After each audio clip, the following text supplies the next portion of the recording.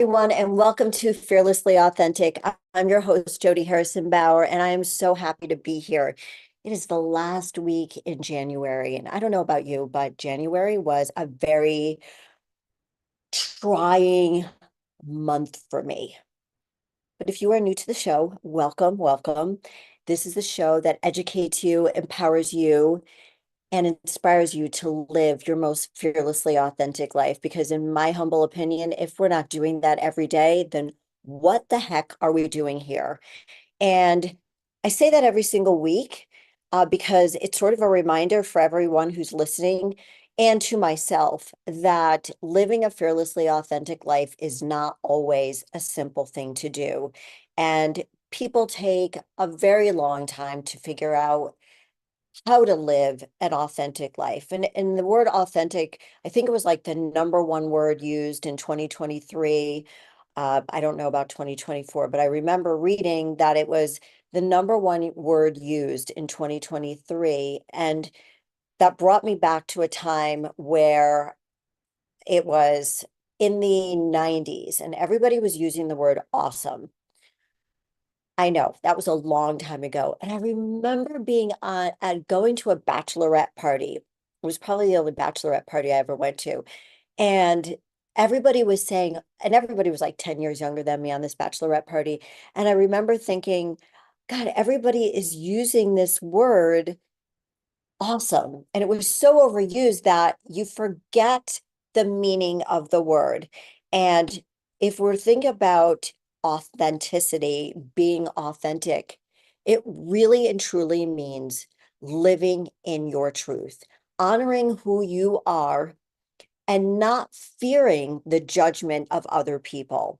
And the reason that resonates with me so strongly is because for so many years, I was doing things to just please other people. I am the firstborn of three girls, and I was a people pleaser in my family. You know, I had my sister who's 2 years younger than me, and she was the rebel in the family. You know, she smoked and she hung out with like the bad kids, and they didn't really care about their grades and they didn't play sports. And then there was my sister who was 5 years younger than me, and she, honestly, I didn't really know what she was doing because when I was a senior in high school, she was in eighth grade. And, you know what it's like when you have younger, older siblings and they're 5 years difference or more. That seems like a lifetime between the two of you, and it's hard to relate. So for me, if there was any arguing in the family or my two sisters were arguing because they were 3 years apart, that I would get in the middle. I would try to make peace. And it was funny because when my mom and dad both got sick at different times, and especially when my mom was sick after her stroke, and my younger sister, not my youngest, the one who's 2 years younger than me, she had was power of attorney. I think my mother was mad at me for something and made her power of attorney. It was fine. I'm glad I didn't have that job. But a lot of people thought my sister was the oldest because she came off much stronger, and I sort of acted like a middle child. And to make the point about being authentic, that's where I felt very comfortable. But as I got older, I realized that I was being judged for who I was. You know, when you live in that little cocoon of your family, you don't really know what's out there in the real world, in the big world, unless you go off to college or you move away. And I think it's so important when kids do go to college, if they can do it, to go away because you grow up a lot, you learn about life. And that's when I realized that, oh, I'm being judged for being a certain way and that people were judgmental. And I've really never experienced that, maybe a little bit in high school, but I never really understood the whole judgmental thing. Like I wasn't self-aware enough to understand that I was being judged, if that makes sense. And I'm trying to think about right now how it goes back to when I was talking about being the oldest. and I have no idea. So I apologize, you guys. I have no idea what point I was supposed to make there. Just an honest mistake. And but as I got older and became more self-aware, I realized that I was being judged at times for who I was. Even in college, I remember my friends would always say, "Oh, Jody, you're such a Jody." And a few people called me gullible because I was so trusting. And I thought about all of those things as I was getting ready for today's show. And my mind is, as always, all over the place because I always want to make my points. But living your authentic life is a word, authenticity, being authentic is a word that is very, very important to understand and not to be used throwing around like we did with the word awesome. It's about knowing who you are and owning it every single day. But when we're judged, when we feel like we don't fit in, when we feel that we are being bullied, we sometimes try to make ourselves fit in more, not stand out so much. And I remember thinking, what can I do? This didn't happen in college. I know my friends would kid around with me, but college was a really positive experience. I went to a women's college, and every year I wanted to transfer because I thought I was missing out on all this fun. And I probably did miss out on a lot of fun, but I'm very, very happy for the experience that I had in going to a women's college. It's still a women's college, Simmons. It was Simmons College in Boston. Now it's called Simmons University. And I'm really proud that I graduated from that school. It wasn't, sure, it would have been more fun if I went to like a Big Ten school, but I'm very grateful because I learned so much about myself. And I think that if I went to a big school and always had a boyfriend and was always going to fraternity parties and was in a sorority, I don't think I would have learned that much about myself.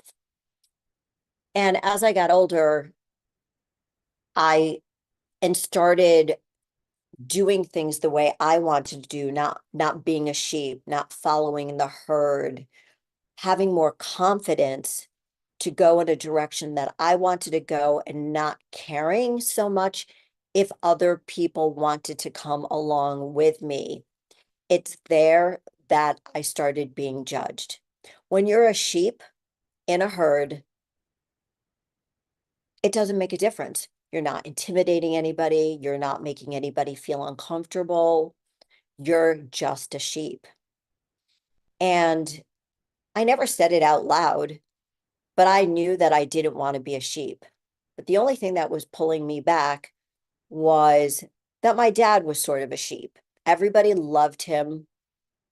He was a man's man. The women loved him. He wasn't particularly good looking, but he was nice looking. And so men weren't intimidated by him. Women weren't intimidated by him. He had a great personality. And he had this lovely confidence, this easy confidence about him. And he would, just blend in. Everybody liked him. It wasn't like he walked into a room and everybody said, "Oh, yay, Stan's here." But he was very beloved, very, very beloved. But my mom would walk into a room and either people would be saying, "Oy vey, it's Rhea," or they'd be like, "Hi, Rhea." So she was not everybody's cup of tea.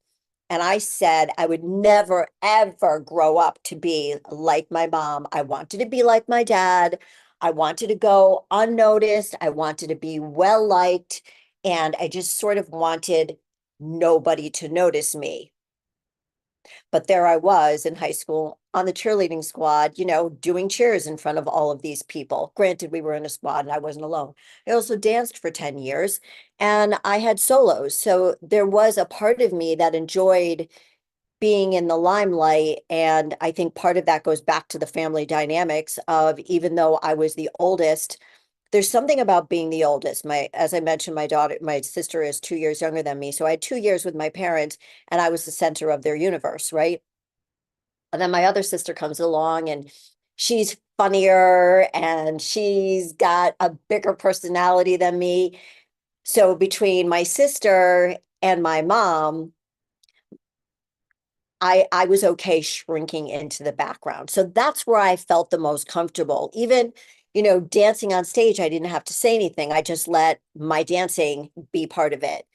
And then when I was a cheerleader, I was part of a team. So I wasn't out there all by myself unless I had to do a cheer by myself. And for you girls listening right now, if you were cheerleaders in the 70s, or even maybe in the 80s, you know what cheering was like. We weren't doing all of these big nothing. It was your typical cheerleading thing that you would see when you see cheerleaders from the 1970s. Yeah, that was me. So it wasn't until I got older and out of college that I started realizing that I really wasn't like everybody else, that I wanted to do, I saw things differently, and I started understanding how my mom was, but still always felt comfortable being more like my dad, being that quiet person that everybody liked, not making anybody feel uncomfortable. So that was the key. My dad didn't make anybody uncomfortable, and my mom made a lot of people uncomfortable. It would have been great to be right in the middle, but I felt more comfortable. Let me just be like my dad. I don't want to make a scene. I don't want anybody to notice me. I'll do my dance, I'll get off stage. I'll do my chair, I'll get off the field. And but then I realized as I was stepping into my power, as I was becoming my most authentic self, I realized that I'm not a sheep, that I don't want to follow the herd. I don't want to be in the herd.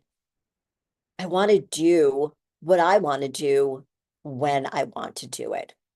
And that was the first time I started stepping into my authenticity, even though we didn't call it being authentic. And I think so much of being authentic and stepping into that power, stepping into your truth, owning who you are, has so much to do with being courageous and brave, being fearless. Fearless is also a big word, but I felt that fearlessly authentic really resonated with me because in order to be your most authentic self, you do need to be fearless, because we do need to not fear the judgment, not fear people talking about us behind our back, not fear being bullied, not fear being mocked, not fear being isolated from other people. And I've spoken about this a few times on the show, but when I got divorced in 2002, I lost all of my friends. And that was because they did not agree with the decision that I made to get divorced. None of them were divorced. I was part of this, girls group. We were all at the same country club together for the most part. And, our children went to school together for the most part. And we went to synagogue together for the most part. This is the majority of people. And they were just in our friend group. And I was ostracized for eating healthy. I was made fun of for counting my macros when nobody knew what a macro was in the 90s. And I was ostracized for being different. And trust me, these ladies, we were all in our 30s. These ladies in their 30s, some of them were 40s. I was the youngest one in the group. They they made me feel bad for wanting to be in the best shape of my life. They made me feel bad for letting my hair grow. They made me feel bad for getting a boob job. They made me feel bad for getting divorced. They made me feel so bad about myself. And I hope to fucking God they're listening to the show. I know that they are. They made me feel bad. They made me cry. And that was really my first big step into stepping into my power. I was still married for most of it, but then certainly after my divorce, it got, I mean, none of them were my friends. You've heard me talk about this. And I never thought they were going to drop me as a friend so quickly. It was so hurtful. There was a part of me that was so incredibly hurt, but then there was a part of me that really didn't give a shit anymore because I wasn't like them. I didn't want to hang around with them anymore. Um, I didn't fully understand what was behind it because again, I was on this journey of self-awareness and I wasn't even self-aware enough to know that I was stepping into my authenticity, if that makes sense. Because we didn't have social media. We had encyclopedias. We didn't have Google. We didn't have any of these things that you have now. Yes, computers came around in the 90s. Yes, did we have like a Google search of some sort? We had AOL. I don't know. I don't remember. We did, but we didn't use it. We weren't on our phones. We didn't have smartphones. We didn't have any of those things. And as I'm sure you all know. And so there wasn't a place to say, why aren't my friends liking me? Why are they giving me shit? Why are they not cheering me on? Why don't they want to know more about getting healthy and going to the gym? And they would just mock me about going to the gym, the way I ate. And they're like, oh, is Jody going to eat some cake? So that was my first really, really, really big step into my power and not hiding who I was. That was the first really big step. And that's why fitness, working out, being in the gym, having the support system that I had for all of my friends at the gym. We were gym friends. We weren't friends outside the gym. We were gym friends. And having that support was everything because I knew that when I went into the gym, I was with my people. I knew that what I was doing was right. Just like when my mom walked into a room and she shook things up, she was following her intuition. She was being fearlessly authentic, and people hated her. My ex-mother-in-law hated my mother because she was so bold. She didn't give a shit. She marched to her own drum, the beat of her own drum. And a lot of people tell me that I'm like my mom, and I used to be offended by it, but now I'm not. We tweak things. We learn and then we tweak. So in being fearlessly authentic, you got to own it. You have to own who you are if you want to live the life that you deserve and desire. And when we come back from the break, we're going to get into how to live the life you deserve and desire by being fearlessly authentic.